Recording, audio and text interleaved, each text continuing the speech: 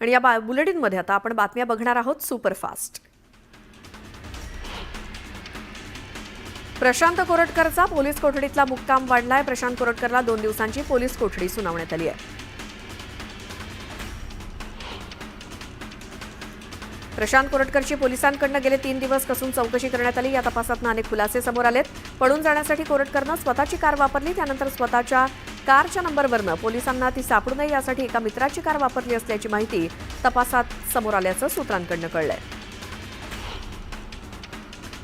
कुणाल कामराला टायरमध्ये घालून 3rd degree देऊ असा इशारा शंभूराज देसाईंनी दिला। शिंदेंनी सांगितल्यामुळे शिवसैनिक गप्प असल्याचं शंभूराज देसाई म्हणाले। कोणी 3rd डिग्री द्यायचा प्रयत्न करत असेल तर या राज्यात तालिबानी राज्य असा हल्लाबोल खासदार संजय राऊतांनी केला। जर कोणी तुम्हाला दुखावणारं वक्तव्य केलं तर त्यासाठी कायदा आहे असं राऊत म्हणाले। स्टँडअप कॉमेडियन कुणाल कामरानं एकनाथ शिंदेंबद्दल केलेल्या वक्तव्याचा शिवसैनिकांनी संताप व्यक्त केला। सायन कोळीवाडा प्रतीक्षा नगरमध्ये महिला शिवसैनिकांनी कुणाल कामराच्या फोटोला जोडे मारत निषेध आंदोलन केलं। अधिवेशन संपलं तरी रायगड आणि नाशिक जिल्हा पालकमंत्र्याशिवायच आहे। रायगड पालकमंत्रीपदाबाबतचा निर्णय शिंदे आणि दादांच्या कोर्टात आलाय, तर या दोन्ही नेत्यांच्या चर्चेनंतर मुख्यमंत्री फडणवीस अंतिम निर्णय घेतील। रायगड रोपवे परिसरातून महायुतीच्या मंत्र्यांनी एकत्रित प्रवास केला। मंत्री भरत गोगावले आणि मंत्री अदिती तटकरेंनी एकत्र प्रवास केला, त्यामुळे रायगडच्या पालकमंत्रीपदाचा तिढा सुटल्याच्या चर्चा सुरू आहेत। बीडच्या महादेव मुंडेंच्या पत्नी ज्ञानेश्वरी मुंडे मुख्यमंत्री देवेंद्र फडणवीस यांची भेट घेणार आहेत। 3 एप्रिलनंतर भेट होणार असून ज्ञानेश्वरी मुंडे न्यायाची मागणी करणार आहेत। 17 महिन्यांपासून मुंडे कुटुंब न्यायाच्या प्रतीक्षेत आहे।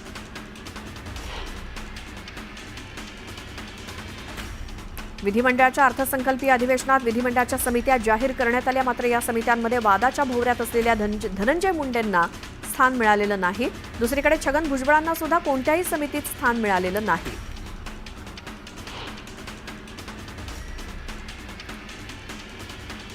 माळेगाव सहकारी साखर कारखाना परिसरातील श्री छत्रपती शिवाजी महाराजांच्या पुतळ्याचं नूतनीकरण अजित पवारांच्या हस्ते पार पडलं। यावेळी कोनशिलेजवळ गर्दी झाल्यामुळे फोटो काढत असताना अजित पवारांनी संचालकांना मागे सारलं। कोकणात महायुतीमध्ये छत्रपती संभाजी महाराजांच्या स्मारकावरनं श्रेयवादाची लढाई रंगलेली बघायला मिळते। संगमेश्वरच्या सरदेसाई वाड्याची जागा योगेश कदमांनी भेट घेतल्यानंतर देण्यात आली असा दावा रामदास कदम यांनी केलाय। त्यामुळे उपमुख्यमंत्री एकनाथ शिंदेंनी योगेश कदमांना घेऊन यावं असं आवाहन रामदास कदम यांनी एकनाथ शिंदेंना केलंय। सांगलीच्या विटा इथे भाजपच्या वतीनं रोहित पवारांविरोधात आंदोलन करण्यात आलं। सोलापुरात आमदार गोपीचंद पडळकरांवरती झालेल्या हल्ल्याचा मास्टरमाइंड रोहित पवार असल्याचा आरोप भाजपकडून केला जातोय।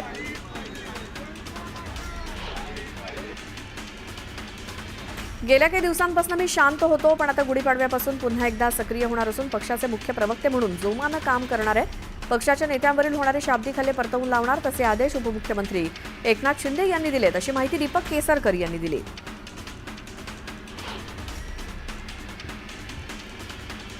नागपूर इथे पंतप्रधान नरेंद्र मोदी यांच्या 30 मार्च रविवारच्या दौऱ्याच्या निमित्तानं एसपीजीचं पथक नागपुरात दाखल झालंय। त्यांच्याकडनं सुरक्षा व्यवस्थेचा आढावा घेण्यात आला असून दौऱ्याच्या मार्गावरील सुरक्षा बंदोबस्तात सखोल नियोजन करण्यात आलंय। पंतप्रधान नरेंद्र मोदी यांच्या गुढीपाडव्याच्या दिवशी नागपूर दौरा असल्यामुळे भारतीय जनता पक्षाकडनं त्याची जोरदार तयारी सुरू आहे। या दौऱ्याच्या निमित्तानं भाजपकडनं शहरातील विविध चौक सजवण्यात येणार आहेत। 47 चौकांमध्ये भाजप कार्यकर्ते शक्ती प्रदर्शन करणार आहेत। पुण्यामध्ये सराईत गुन्हेगारांचा मोठा ताफा रस्त्यावरती येऊन मिरवणूक काढण्यात आली। सराईत गुंड मंगेश कदमनं मोठ्या ताफ्यासह एका नेत्याच्या वाढदिवसाला हजेरी लावली। हत्येतील आरोपीनं पुन्हा एकदा सक्रिय झाल्याचं दाखवण्यासाठी ही रॅली काढली।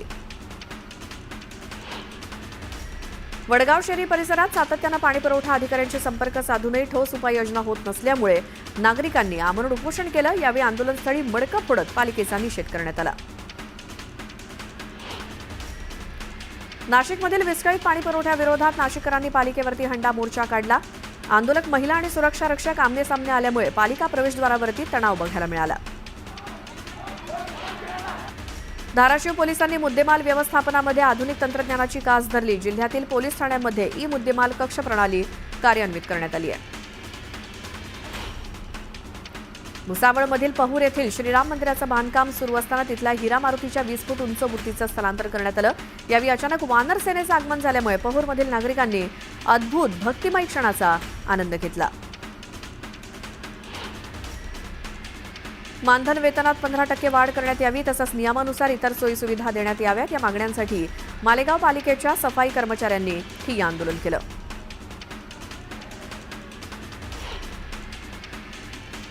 कोल्हापूर खंडपीठ निर्माण व्हावं म्हणून पंढरपूर ते कोल्हापूर अशी रथयात्रा काढण्यात येणार आहे. या रथयात्रेमध्ये पंढरपुरातून श्री विठ्ठल रुक्मिणीला साकडं घालून सुरुवात होईल.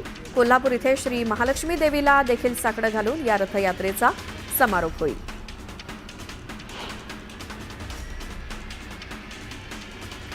पुणे जिल्ह्याच्या श्री क्षेत्र वढू बुद्रुक या गावी उद्या स्वराज्यरक्षक छत्रपती संभाजी महाराजांचा 336वा पुण्यतिथी दिन संपन्न होणार आहे. छत्रपती संभाजी महाराज आणि कवी कलश यांच्या समाधीवरती महाअभिषेक होणार आहे. वाशिम जिल्ह्यातील 4 कृषी उत्पन्न बाजार समित्या मार्च एंडमुळे 1 आठवडा बंद राहणार आहेत. त्यामुळे शेतकऱ्यांना मार्च अखेर पीक कर्जाची परतफेड आणि आर्थिक व्यवहारासाठी शेतमाल विकण्याची घाई असलेल्या शेतकऱ्यांना याचा फटका बसलाय. गुढीपाडव्याच्या मुहूर्तावर फुलांची मागणी वाढली आहे. त्यामुळे बाजारात सर्वत्र उत्साह बघायला मिळतोय. मार्केट यार्डही फुलांनी बहरलंय. ताज्या रंगीबेरंगी फुलांनी सर्वांनाच आकर्षित केलंय. काही दिवसांपूर्वी भाजप नेत्या नवनीत राणा यांच्या आईचं निधन झालं. महसूल मंत्री चंद्रशेखर बावनकुळे यांनी अमरावतीतील त्यांच्या निवासस्थानी जाऊन नवनीत राणांची सांत्वनपर भेट घेतली. पुण्यातल्या खेड तालुक्यातल्या परसूल गावात भीषण पाणी टंचाई जाणवत असल्यामुळे दररोज 2च हंडे पाणी घेण्याचा नियम केला होता. मात्र फक्त दंडासाठी नाही तर सर्वांवरती पाणी जपून वापरण्याचा वचक बसावा म्हणून 2 हंड्यांचा नियम लावण्यात आल्याचं स्पष्टीकरण गावकऱ्यांनी दिलं. कोकणातील काजू, आंबा, सुपारी, नारळ बागायतदारांना त्रासदायक ठरत असलेल्या माकडांच्या उपद्रवावरती वनविभागानं मोठं पाऊल उचललंय. हा प्रश्न सोडवण्यासाठी वनविभागानं मंकी रेस्क्यू ऑपरेशन राबवल्यामुळे बागायतदारांना मोठा दिलासा मिळालाय. कोकणातील पारंपरिक आणि प्राचीन लोककला असलेल्या नमन कलेला महाराष्ट्र शासनाच्या सांस्कृतिक विभागाकडून राजाश्रय मिळालाय. यंदा चिपळूणमध्ये भव्य नमन उत्सव मोठ्या उत्साहात साजरा झाला. या उत्सवाचं उद्घाटन माजी आमदार विनय नातू यांच्या हस्ते करण्यात आलं.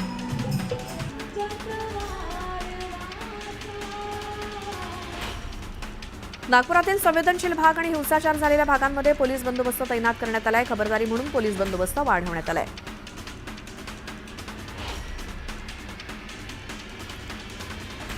बहुचर्चित निवती समुद्रातील पाणबुडी प्रकल्प आता लवकरच मार्गी लागणार आहे. यासाठी नौदलाची गुलदार ही बोट विजयदुर्ग बंदरात दाखल झाली. या पाणबुडी प्रकल्पामुळे समुद्रातील जैवविविधता पर्यटकांना पाहता येणार असून येत्या 6 महिन्यात या प्रकल्पाला चालना मिळणार आहे.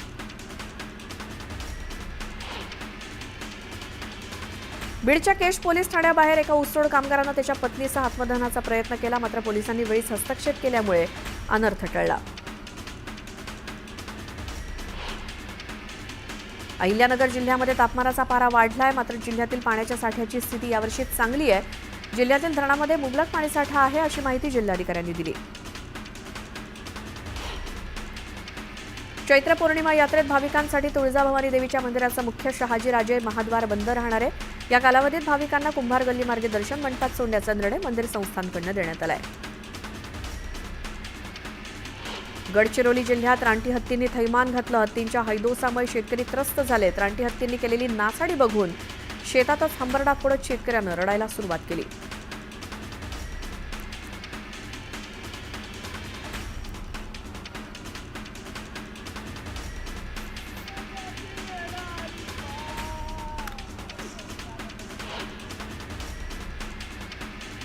अमरावतीच्या विमानतळावरती एअरलाईन्सच्या साईटवरती अजूनही विमानतळाचं नाव काही आलेलं नाही.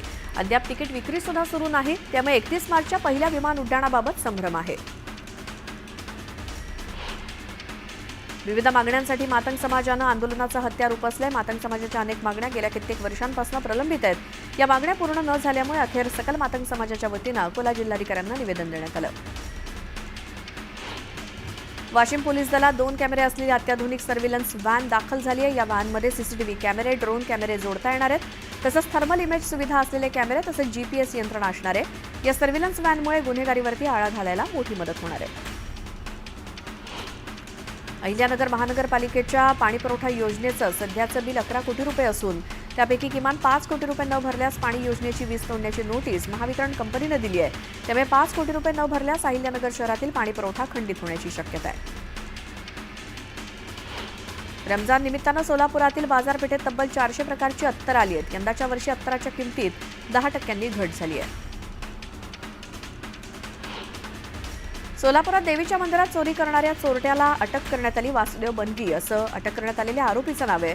त्याच्याकडून सोन्याच्या दागिन्यांसह मोटरसायकल जप्त करण्यात आली आहे.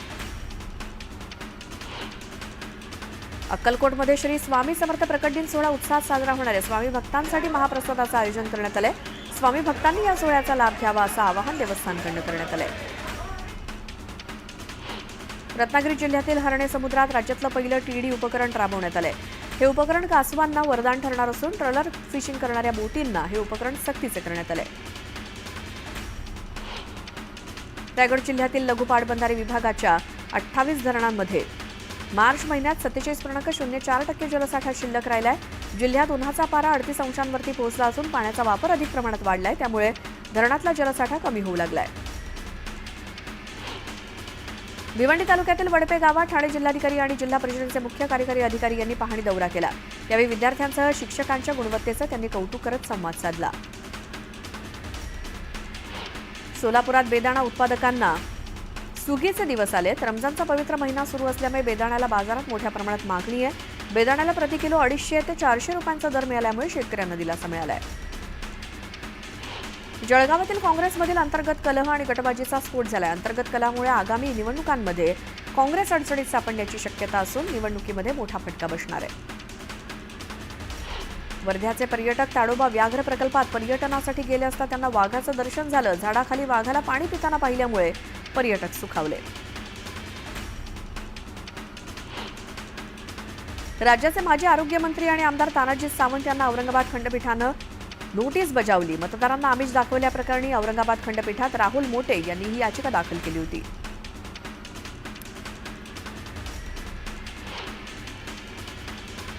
नागपुरात एक धक्कादायक प्रकार समोर आलाय. गुन्हा दाखल न करण्याच्या मोबदल्यात 30,000ची लाच मागणाऱ्या सहाय्यक पोलीस उपनिरीक्षकाला रंगेहात पकडण्यात आलं. एका तरुणानं याबाबतची तक्रार एसीबीकडे केली.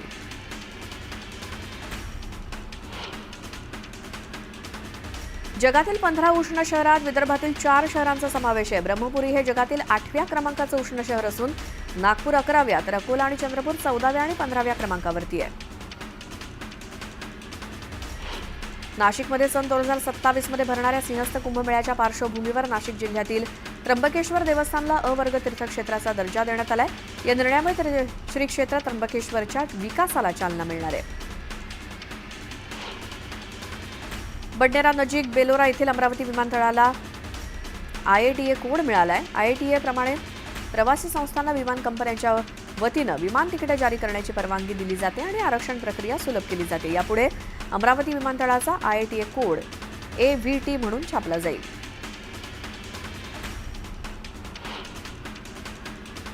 पंढरपूर परिसरात मार्च महिन्याच्या शेवटी तापमानाचा पारा वाढलाय. उन्हाच्या तडाख्यापासून फळांचं संरक्षण करण्यासाठी पंढरपुरातील आंबा बागायतदारांनी आंबा पिकाला कागदी पिशव्यांचं आवरण लावलंय.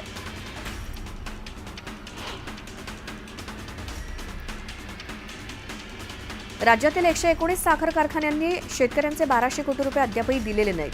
दिवाळी झाल्यानंतर तोडणी झालेल्या ऊसाचे पैसे गुढीपाडव्याला सुद्धा मिळत नसल्यामुळे शेतकरी हतबल झालाय. ठोस अशी कारवाई होत नसल्यामुळे ऊस उत्पादक पैशांसाठी तिष्ठत राहिले.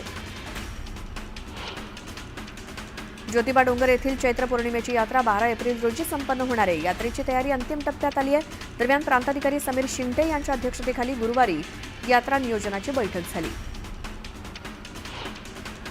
मुंबई गोवा महामार्गावर मळगाव बायपास येथे 2 दुचाकींचा भीषण अपघात झाला. या अपघातात 4 जण गंभीर जखमी झाले. जखमींवरती गोवा बांबुळी इथे उपचार सुरू आहेत. सांगलीच्या मांगले इथे चारित्र्याच्या संशयावरनं पतीनं पत्नीची गळावळून हत्या केली. आरोपीनं हत्येनंतर मृतदेह विद्युत पंपाच्या पेटीत घालून ठेवला. आरोपी पती मंगेश चंद्रकांत कांबळे स्वतःहून पोलीस ठाण्यात हजर झाला. येवला शहरात चोरट्यांनी धुमाकूळ घातलाय. मेटल होलसेल भांड्यांच्या दुकानातून लाखो रुपयांची तांब्या पितळाची भांडी त्यांनी चोरली. या चोरीमुळे व्यापाऱ्यांमध्ये खळबळ माजली आहे. अकोल्यात एका घरातनं देशदारूचा अवैध साठा जप्त करण्याची कारवाई पोलिसांकडून करण्यात आली. या प्रकरणी 2 जणांना अटक करण्यात आली. चारित्र्याच्या संशयातून पतीनंच पतीची निर्घृण हत्या केली. मध्यरात्री झोपेतच पतीच्या डोक्यात कुऱ्हाड घातली. या हल्ल्यात 10 वर्षांचा मुलगा थोडक्यात बचावलाय. मुलाच्या हाताला गंभीर दुखापत झाली असून आरोपीला अटक करण्यात आली. महाडमध्ये एका नक्षलवाद्याला अटक करण्यात आली. बिहारच्या स्पेशल टास्क फोर्सनं महाड एमआयडीसीमध्ये कारवाई करत नक्षलवाद्याला अटक केली.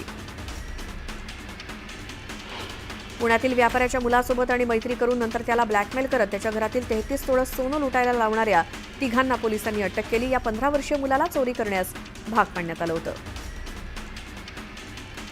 पुण्यातील धक्कादायक बाब समोर आली. एका 10 वर्षीय मुलीला लग्न करण्यासाठी धमकावत तिचं अपहरण करत नंतर तिच्यावरती बलात्कार करण्यात आला. शेजारच्या व्यक्तीनंच हा गुन्हा केला असून एकूण तिघांवरती गुन्हा दाखल झालाय.